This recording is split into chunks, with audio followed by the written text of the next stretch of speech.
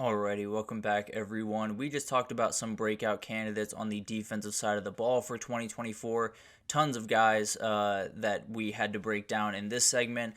Sort of reaching my wit's end with this segment, but I think I have at least one more in me. So probably part 5 for offense and defense coming soon, and then we'll find something new to go after. But for now, let's talk about another Top 10 Tuesday. And this one, in my opinion, is the toughest to put together that I have had to do so far, because position groups are incredibly tough to put together, partly because there's tons of depths in these rooms that you don't see, and you don't really know how strong the room is until these guys get on the field, but also comparing the offensive line room to a linebacker room is really tough to do, but I did my best. I think I put together a really solid list here, and it starts off with the LSU Tigers offensive line, and I think this is a group that is just about as good as you could possibly imagine if you're an LSU fan, to be totally honest. Let's start with Will Campbell. He, in my opinion, is the best offensive lineman, the best offensive tackle in the country, and is one of the few non-quarterbacks that I think could go number one overall in the NFL draft this upcoming year. He's an absolute game changer. Every time he's on the field, you can tell that no one's getting past him. Pretty much no one beats him one-on-one especially, so I'll be very interested to see what Will Campbell can do. I think he is an absolute game changer for LSU and gives Garrett Nussmeier a very, very comfortable blindside on most of these plays. And then you follow that up with someone like Emory Jones on the right tackle position, Garrett Dellinger, Miles Frazier, and then a young talented kid in DJ Chester at center, obviously replacing Charles Turner III, who has been a mainstay in that offensive line for quite some time. But DJ Chester is a very talented kid. I think this is a group that across the board is just remarkable, and I think they will be able to give Garrett Nussmeier a little bit more peace of mind when he's standing back there in the pocket, that he's safe for an extra couple of seconds with these 5 in front of him. But number 2, I have the Texas wide receiver room. Obviously, this was a room that lost a ton of talent with Adonai Mitchell, Jordan Whittington, and Xavier Worthy walking out the door, but Sark wasted no time in replacing those guys. He got Isaiah Bond from Alabama, who was the reception leader for them a year ago. Silas Bolden from Oregon State, who can just fly. Matthew Golden is a very, very experienced receiver from Houston. And then Jonte Cook is someone that is ready to step into the spotlight, possibly at that Xavier Worthy type position for Texas. And that doesn't even scratch the surface for the number of guys that can actually make big-time plays for them. DeAndre Moore and Ryan Wingo are making huge strides. It looks like in spring, there's people that I would not be surprised if they made big-time plays. Ryan Niblett, another guy that is just so fast and will be really, really tough to keep off the field, whether that's in kick return or punt return, I don't know. But he's definitely someone that could make plays. So this group is a very talented front four. There's no doubt about that. I think we will see as many wide receivers on the field as possible for Sark in Texas this upcoming year, because it's going to be really hard to keep all of these guys off the field. At number 3 position, I do have Bama's linebacking room, and it's really because of the two up front. Deontay Lawson and Jahad Campbell are about as good of a duo as you could possibly ask for. They are athletic, they are smart, they are experienced, they are the heartbeat of this team in a lot of ways, and the energy that they bring is just unmatched. I think having those two up front gives this Bama defense the highest floor that they possibly could have with all of the departures that they ended up having. But young guys like Keon Keeley, as we talked about, Kwa Rousseau, and are definitely ones that need to step up. More edge rushing type guys, but definitely can play that linebacker position as well. So tons of really talented guys in this group. Obviously it is Alabama, but I think those front two just set them totally apart and give them an ability on defense that not a lot of people are going to have, with two guys that are just as good as they come pretty much at the linebacker position. And then at the number 4 spot, I do have the Ohio State running back room. We're talking about elite duos. Travion Henderson and Quinshon Judkins is about as elite as it gets. I think the best running back duo in the entire country, and I think the margin's pretty comfortable. I think they will definitely shrink throughout the year. There are so many guys that are kind of stepping into bigger roles. Branson Robinson down in UGA is one, Jaden Blue at Texas another. So I think that gap will start to kind of shrink a little bit, but these two are absolute game changers. I think Travion Henderson, in my personal opinion, is the best running back in the entire country coming back this year. I think he's an absolute game changer that will be possibly a Doak Walker Award winner, but the thing that makes me most excited for this room and these two guys in particular is Chip Kelly coming in the door. I think his offensive ability using running backs in particular is just remarkable. It's really second to none, so I cannot wait to see what he does with these guys, because you don't really have to do too much, but when you can get creative, their ability becomes that much more special. So very excited to see what comes of those two and everyone else in that room. Still some very talented guys right behind them, but it's going to be tough for them to get some touches for sure in this upcoming year. But at the number 5 position, I do have the Georgia linebacker room. I think the Georgia and Bama one is splitting hairs, honestly, in a lot of ways. I do like the top line. Bama just a little bit better. They do have C.J. Allen and Smile Munden over at UGA, and then the depth is just out of this world. You have guys like Jalen Walker, Raylan Wilson, Justin Williams coming in as a freshman. The depth on this Georgia linebacker room might be a little bit better than Bama. I just tend to lean the top two guys at Bama just a little bit more. But the Georgia linebacker room has literally everything you could possibly want. They just come in different packages. If you want experience, Smile Munden and Jalen Walker and C.J. Allen to a certain degree can give you that. If you want young talented players, Justin Williams, Raylan Wilson, and somewhat of C.J. Allen, he's just all over the place, honestly. He's just remarkable. So I think this group is as deep of a group as you will find in the country, and Georgia's going to need it. They love their linebacker sets. They love putting multiple guys out there and playing different roles. So they're going to have plenty of people to play around with, and it'll be very interesting to see how Kirby and his defensive staff kind of employs that throughout the season. But the number 6 position, getting into the back end of the list here, is the Michigan Wolverines and their defensive line.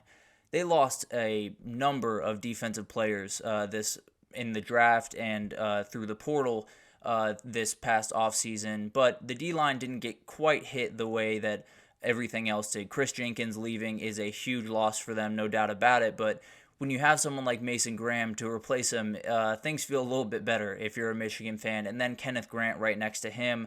I think they're both going to be absolute beasts on the inside. You have Josiah Stewart on the edge is another guy that I think is going to break out for the Wolverines. So while this group definitely did lose a big-time player in Chris Jenkins, they replaced him with two guys that I think have the ability to be just as talented. Mason Graham has already kind of made his mark. Kenneth Grant kind of stepping into that role a little bit, but very excited about this group. I think this is one of those, Michigan's always going to have a mean defensive line. That's kind of just going to be a mainstay, at least for the next little bit up in Ann Arbor.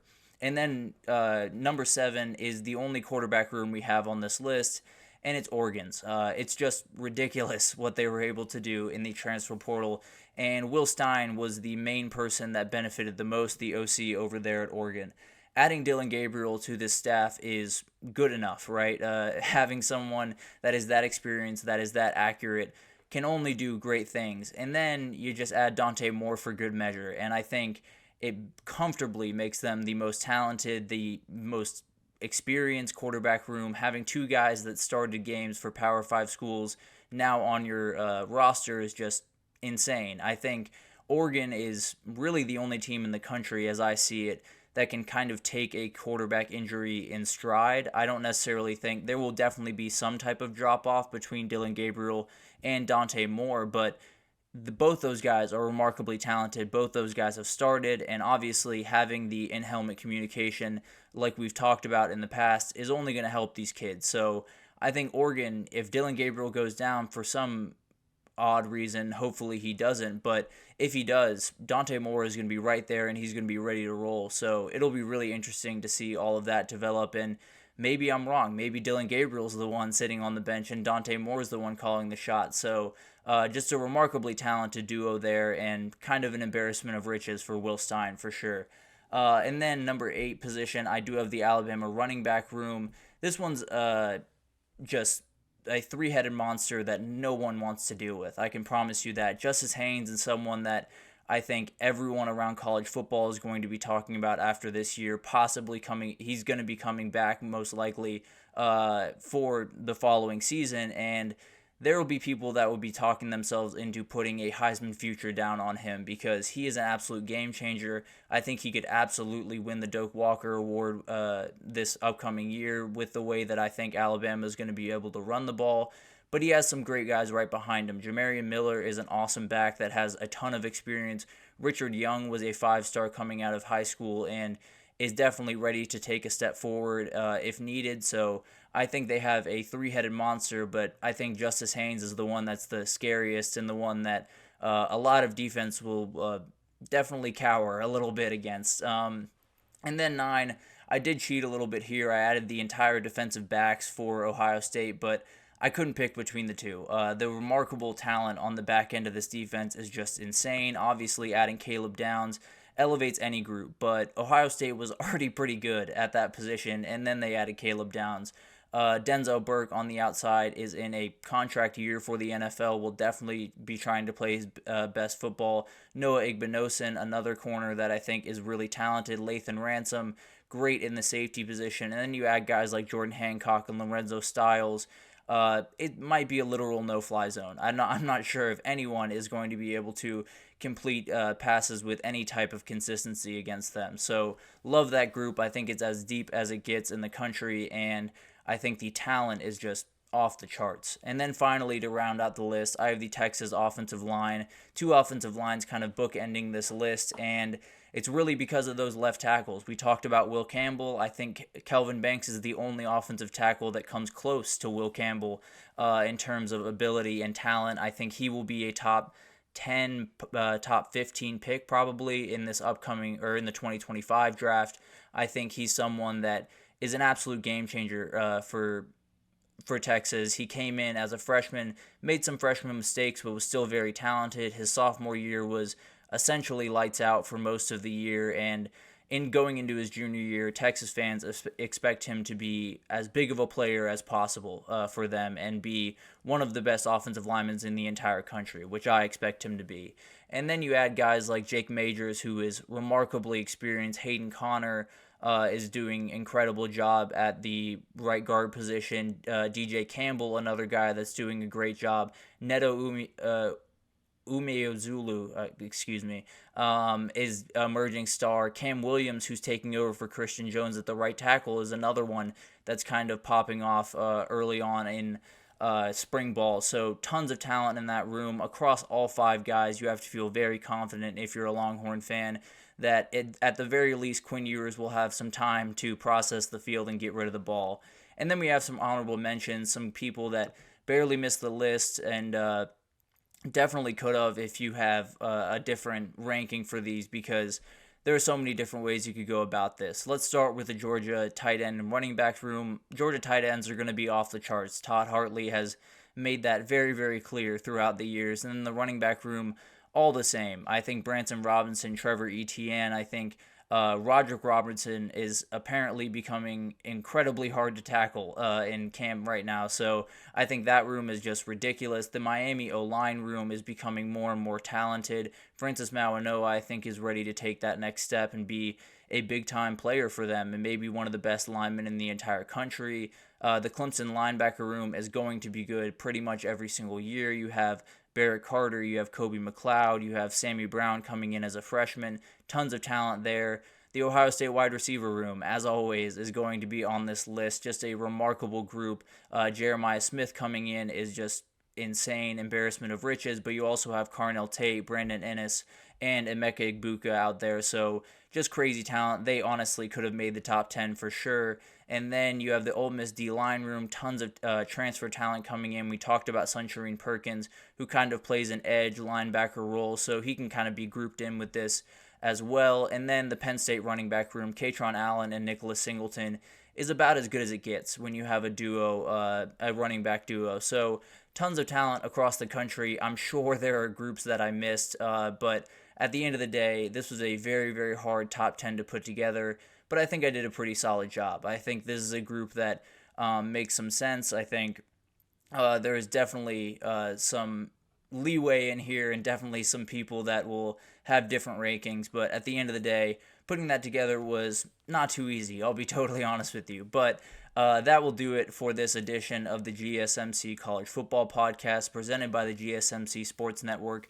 Your support means a lot to us, so please remember to subscribe, leave a positive review. It does make a huge difference for us. Also, follow us on Facebook, Twitter, TikTok, Instagram, all of the social pages for anything you need in terms of updates and all the content that we put out. We have tons of people doing incredible work across pretty much every sport you could possibly think of. So any sport update you need, we are here for you. But thank you again so much for listening, and I will see you guys tomorrow.